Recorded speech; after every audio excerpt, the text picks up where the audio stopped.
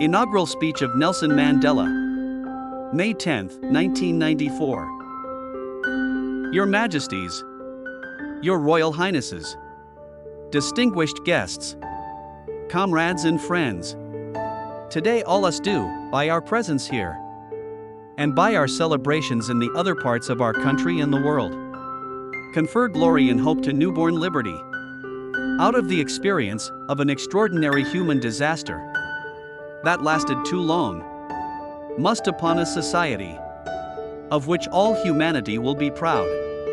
Our daily duties as ordinary South Africans must produce an actual South African reality that will reinforce humanity's belief in justice, strengthen his confidence in their nobility of the human soul, and sustain all our hopes for a close lost life for all. All this we're all posed to ourselves and to the peoples of the world who are so well represented here today. To my compatriots,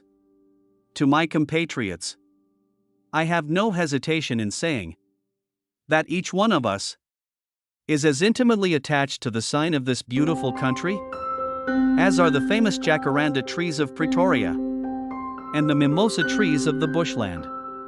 Each time one of us touches the soil of this land, we feel a sense of personal renewal. The national mood changes as the seasons change.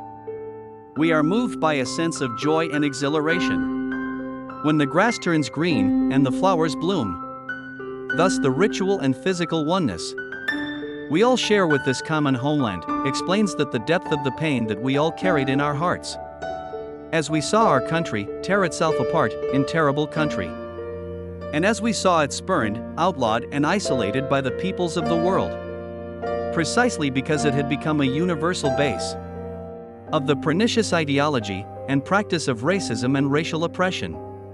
We, the people of South Africa, feel fulfilled that humanity has taken us back into its bosom, that we were outlaws not so long ago, have today been given the rare privilege to be hosts to the nations of the world on our own soil.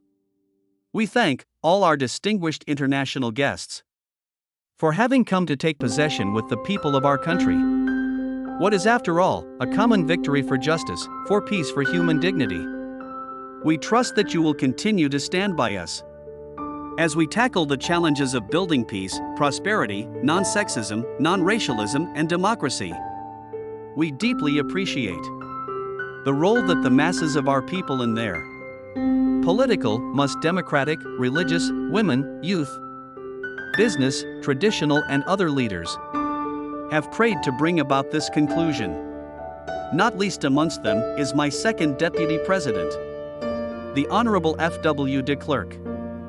We would also like to pay tribute to our security forces in all the ranks for the distinguished role they have played in securing our first democratic elections and transition to democracy from bloodthirsty forces which still refused to see the light. The time for the healing of the wounds has come. The moment to bridge the chasms that divides us has come. The time to build is upon us. We have at last achieved our political emancipation. We pledge ourselves to liberate all our people from the continuing bondage of poverty, deprivation, suffering, gender, and other discrimination. We succeeded to take our last steps to freedom and conditions of relative peace. We commit ourselves to the construction of a complete, just, and lasting peace.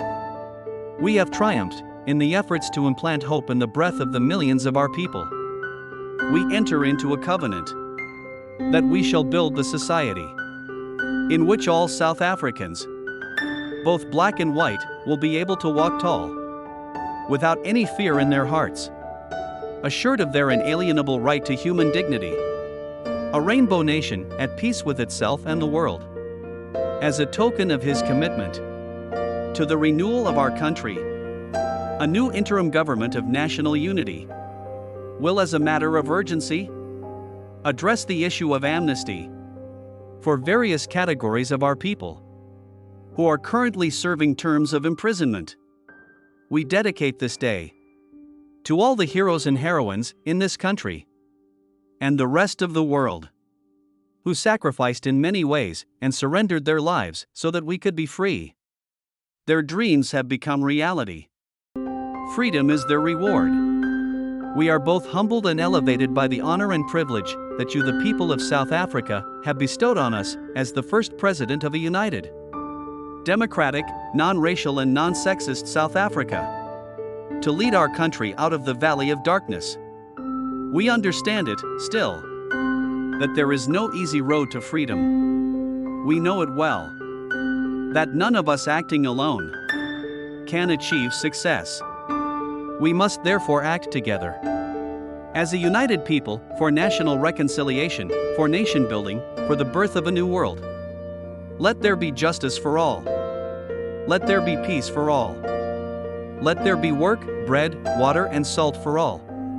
Let us know that for each, the body, the mind, and the soul have been freed to fulfill themselves.